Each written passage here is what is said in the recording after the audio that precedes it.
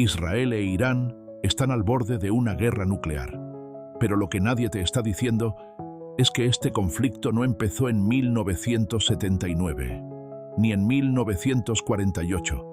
Este odio tiene 2600 años de antigüedad. Y la Biblia registró exactamente cómo va a terminar. En los próximos minutos vamos a rastrear el origen de este enfrentamiento desde el libro de Génesis hasta los titulares de hoy. Vamos a hablar de Ciro el Grande, el rey persa que liberó a los judíos, de Esther y de Amán, el hombre que juró exterminarlos a todos, de las profecías de Ezequiel, Jeremías y Daniel sobre Persia. Y vamos a descubrir por qué la Biblia dice que este conflicto no se puede resolver en ninguna mesa de negociaciones del mundo. Quédate hasta el final, porque hay una pregunta que este conflicto te está haciendo directamente a ti. Para entender por qué Israel e Irán se odian, tienes que ir al momento exacto en que se encendió la mecha. Y la mecha no fue un arma, fue una promesa. Aproximadamente en el año 2100 a.C., en la antigua ciudad de Ur, en el sur del actual Irak, Dios hizo un pacto con un hombre llamado Abraham. Los términos eran extraordinarios. Dios le prometió una tierra, la tierra de Canaán, que se extendería desde el río de Egipto hasta el gran río Éufrates. Le prometió descendientes tan numerosos como las estrellas en el cielo y los granos de arena en la orilla del mar. Y le prometió que a través de su simiente, todas las naciones de la tierra serían bendecidas. Génesis 12, 15 y 17 registran los términos de ese pacto en detalle. La ceremonia que selló ese pacto no tenía nada de ordinaria. En Génesis 15, Dios le instruyó a Abraham tomar una vaca, una cabra, un carnero, una tórtola y un pichón, cortar los animales más grandes por la mitad y colocar las mitades frente a frente. En el antiguo Oriente Medio, este era un ritual estándar de pacto. Ambas partes caminaban entre las piezas, diciéndose esencialmente: que me pase lo mismo que a estos animales si rompo este juramento. Pero cuando llegó el momento, Abraham cayó en un profundo sueño. Una oscuridad espesa y aterradora lo cubrió. Y solo Dios, representado por un horno humeante y una antorcha de fuego, pasó entre las piezas. Abraham no caminó. Dios caminó solo. Esto no era una asociación. Era un compromiso divino, unilateral e incondicional. Dios estaba apostando su propio nombre en esa promesa. Había un solo problema. Abraham no tenía hijo. Su esposa Sara era estéril, y en el antiguo Oriente Medio, un patriarca sin heredero no era simplemente desafortunado. Era considerado maldito. Sin un hijo, el nombre de un hombre desaparecía de los registros tribales. Su tierra volvía a extraños. Su riqueza era absorbida por parientes lejanos. Su legado se evaporaba como agua sobre piedra en el desierto. Y Abraham esperó. Esperó en sus 60 años. Esperó en sus 70. Esperó en sus 80. 25 años de silencio. 25 años viendo a los hijos de otros hombres crecer como guerreros y herederos, mientras su propia tienda permanecía en silencio. 25 años sosteniendo una promesa que no producía nada visible, nada tangible, nada que pudiera mostrarle a los escépticos a su alrededor. Cuando Abraham tenía 86 años, la paciencia se quebró. Sara llegó a él con una propuesta. No era inusual. Era de hecho una práctica legalmente reconocida en todo el antiguo Oriente Medio. Tablillas de arcilla descubiertas en el sitio arqueológico de Nuzi, en el norte del actual Irak, confirman que una esposa estéril podía ofrecer a su sierva como sustituta para producir un heredero legal en su nombre. Sara no estaba inventando un plan. Estaba siguiendo la ley aceptada de su tierra. Ofreció a su sierva egipcia, una mujer llamada Agar, a Abraham. La lógica era simple. Si Dios no iba a proveer el milagro, ellos iban a fabricar uno. Abraham aceptó. Y en esa única decisión, impulsada por décadas de agotamiento, presión cultural y el peso insoportable del silencio de Dios, intentó producir una promesa divina a través del esfuerzo humano. Pensaron que solo estaban asegurando un linaje. No tenían idea de que acababan de dar a luz a una civilización que llevaría a sus propios descendientes al borde de la aniquilación. Agar quedó embarazada casi de inmediato, y en el momento en que lo hizo, el hogar se fracturó. Agar, que ahora llevaba al heredero del patriarca más poderoso de la región, comenzó a mirar a Sara con desprecio abierto. La sierva que antes bajaba los ojos ahora tenía lo único que su señora jamás podría producir: un hijo en el vientre. Sara, humillada por la sierva que ella misma había ofrecido, se volvió contra Agar con tal crueldad que la mujer embarazada huyó al desierto sola. Un ángel encontró a Agar cerca de un manantial en el camino a Shur, la antigua ruta comercial que iba hacia Egipto, y le dijo que volviera al campamento de Abraham. Pero el ángel también entregó una profecía sobre el hijo que llevaba en el vientre, que resultaría devastadoramente precisa a lo largo de los milenios.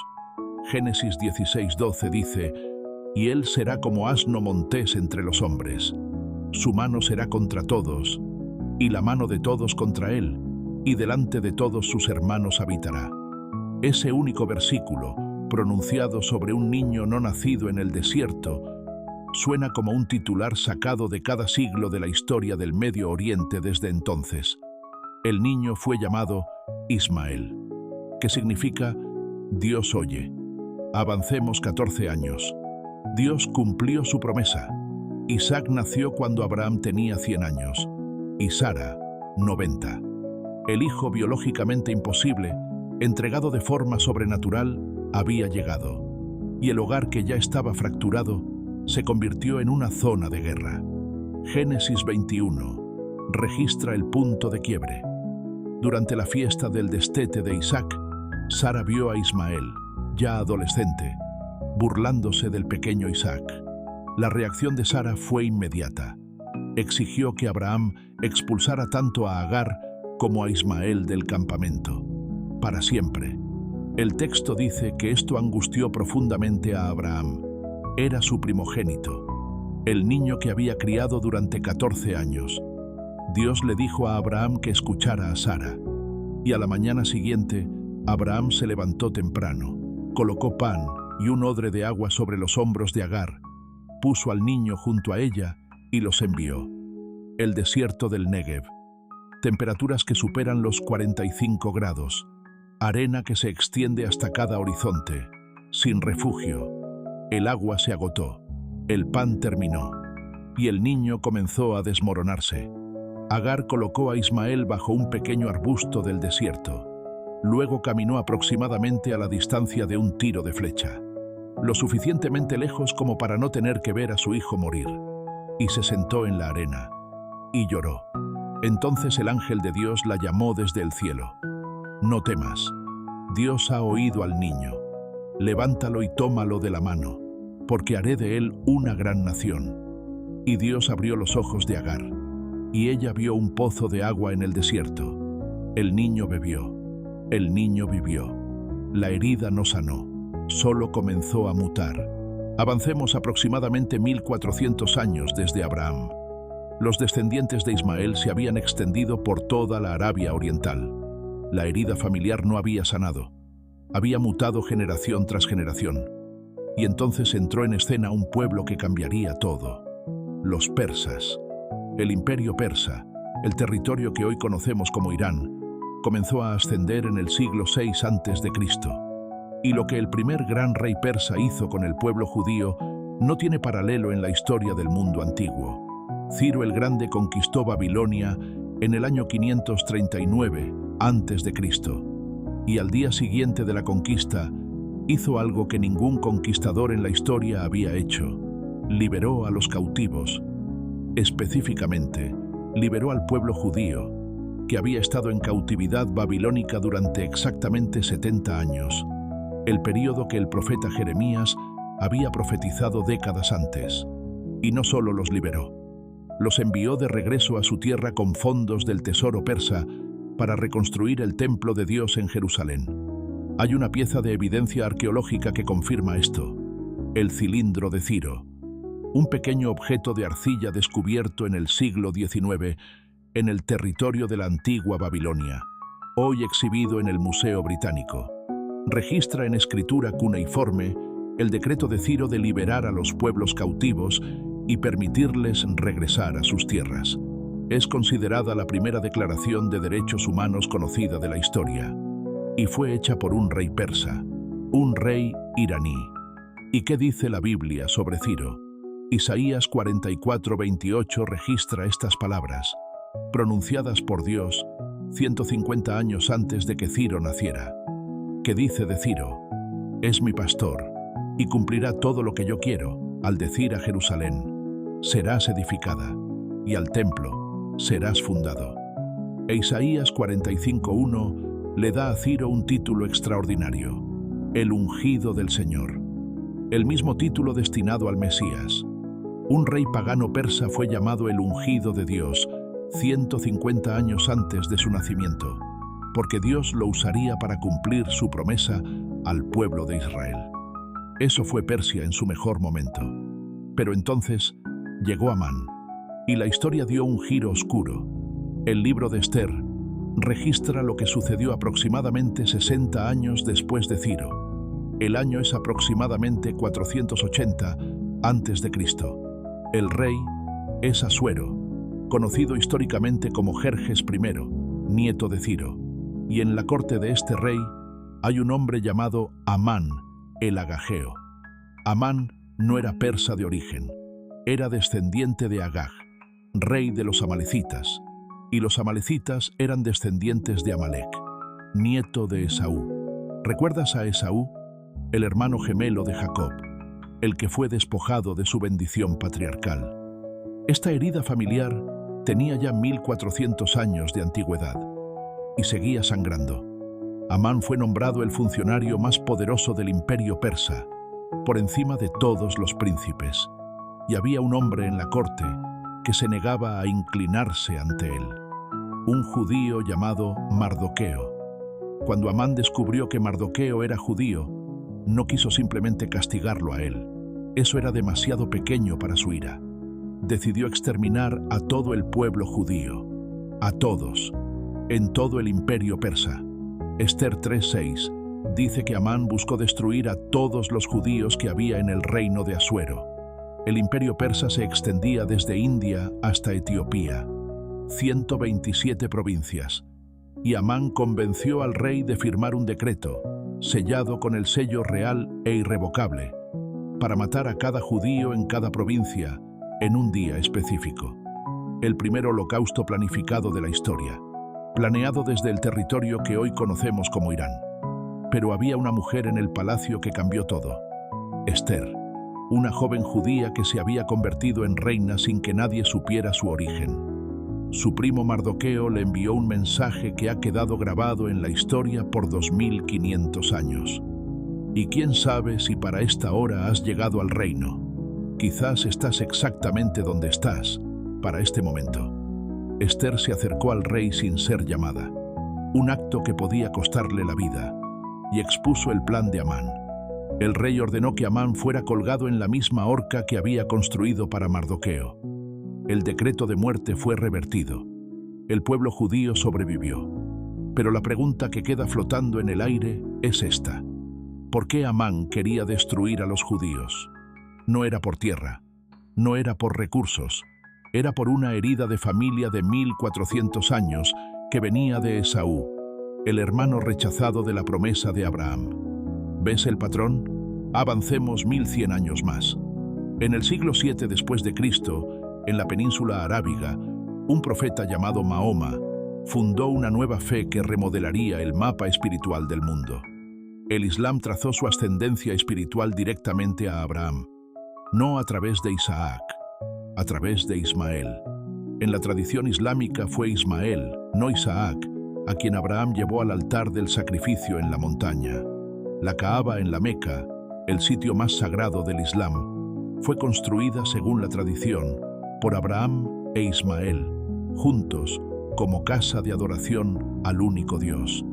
Cada año, millones de musulmanes circundan la Kaaba durante la peregrinación del Hajj, rastreando lo que creen son los pasos de Abraham y su primogénito. Ahora bien, Irán no es árabe. Los iraníes son persas. Su historia precede al Islam en más de 1000 años. Pero en 1979, la revolución islámica lo cambió todo.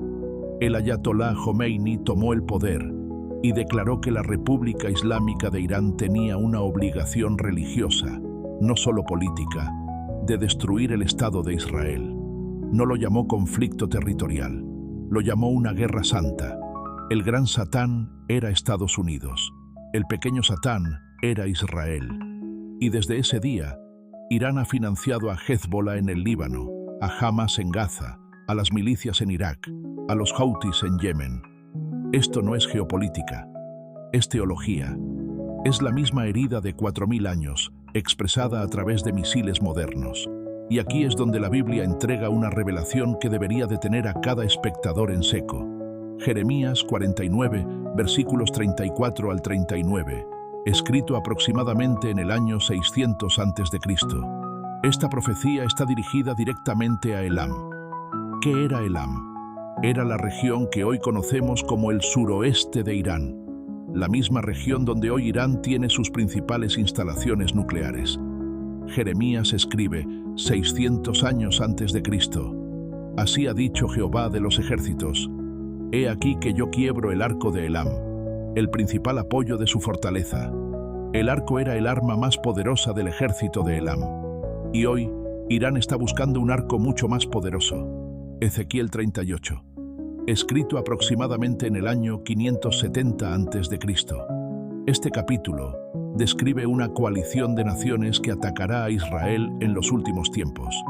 Y entre los miembros nombrados de esa coalición está Persia, en hebreo, Paras, el territorio exacto del actual Irán, nombrado específicamente hace 2590 años. Ahora escucha el Salmo 83, escrito hace aproximadamente 3000 años. El salmista Asaf registra una oración contra las naciones que conspiran para destruir a Israel. Una confederación con un único objetivo: borrar a Israel del mapa para que su nombre no sea recordado jamás. ¿Y quiénes son los miembros de esa coalición? Edom, los descendientes de Esaú, el gemelo rechazado. Los ismaelitas, los descendientes de Ismael, el primogénito expulsado. Moab y Amón, los descendientes del sobrino de Abraham, Lot. Los agrienos, el pueblo asociado con Agar, la madre expulsada. Cada nombre en esa lista es una rama del árbol genealógico fracturado de Abraham, o un vecino inmediato de la tierra prometida. El Salmo fue escrito hace 3000 años, y la coalición que describe se mapea directamente sobre la realidad geopolítica que rodea al Israel moderno hoy. La Biblia no predijo este conflicto en lenguaje simbólico vago. Nombró a los participantes exactos, milenios antes de que se organizaran como naciones y alianzas reconocibles. Esto no es interpretación, es una lista escrita en pergamino antiguo, preservada por 3000 años, donde cada nombre corresponde a un grupo geográfico y étnico real que ha opuesto resistencia a Israel en cada era de la historia documentada. Hay una escena en la Biblia que casi nadie menciona, Génesis 25:9. Abraham muere, y el texto dice algo extraordinario: y le sepultaron Isaac e Ismael sus hijos. Después de décadas de separación, después de la expulsión, después del desierto, después de la herida que partió al mundo en dos, los dos hermanos se reunieron para enterrar a su padre. En ese momento no eran el patriarca de los judíos y el patriarca de los árabes. Eran simplemente dos hijos de pie junto al cuerpo del hombre al que ambos amaban. Y en nuestro tiempo, algo notable ha sucedido. En 2020, varias naciones árabes, incluyendo los Emiratos Árabes Unidos y Bahrein, firmaron acuerdos históricos de paz con Israel. El nombre que eligieron para esos tratados no fue un título político. Los llamaron los Acuerdos de Abraham. Por primera vez en la historia moderna, la diplomacia no se enfocó en el conflicto. Invocó deliberadamente al Padre común. Esta guerra no va a terminar en una mesa de negociaciones. El texto bíblico apunta hacia una única resolución final. No en Ginebra, no en Nueva York, sino en el regreso del Mesías a la ciudad de Jerusalén. Pero aquí está la verdad aterradora. Todo lo que acabas de escuchar, los misiles, los imperios, los 4000 años de derramamiento de sangre, las coaliciones, las profecías, todo se remonta a un momento, una noche, un hombre que no pudo esperar a Dios. Abraham no se propuso comenzar una guerra civilizacional. No era un villano. Era un hombre que había esperado décadas por una promesa que parecía imposible. Estaba cansado, era viejo, estaba rodeado de una cultura que le ofrecía una alternativa perfectamente legal, perfectamente racional, a seguir esperando. Así que tomó las cosas en sus propias manos y fabricó una solución que Dios nunca autorizó. 4000 años después, la metralla de esa decisión todavía está desgarrando el cielo sobre Jerusalén. Necesito hacerte una pregunta, y necesito que te sientes con ella honestamente. ¿Cuál es el Ismael que estás construyendo ahora mismo? ¿Qué promesa te ha hecho Dios que está tardando tanto que has decidido ayudarle? ¿Qué estás forzando a la existencia con tus propias manos porque estás agotado de esperar? ¿Es una relación que sabes que no está bien, pero estás cansado de estar solo? ¿Es un atajo financiero que estás tomando porque el camino legítimo es demasiado lento? ¿Es una decisión que tomaste el año pasado o hace 10 años que has estado tratando de hacer funcionar desde entonces, vertiendo tiempo, energía y fe en algo en lo que Dios nunca sopló vida? La historia de Abraham no es solo historia, es un espejo, y el conflicto entre Israel e Irán no es solo geopolítica. Es la advertencia más larga de la historia sobre lo que le pasa al mundo cuando los seres humanos intentan acelerar los planes de Dios. Si este video te habló, suscríbete, porque cada semana vamos a seguir haciendo exactamente esto. Abrir la Biblia, sacar los personajes que vivieron estas historias y descubrir por qué siguen siendo más relevantes hoy que cualquier titular de noticias. La historia que Dios está escribiendo lleva 4000 años en marcha y apenas estamos empezando a explorarla juntos.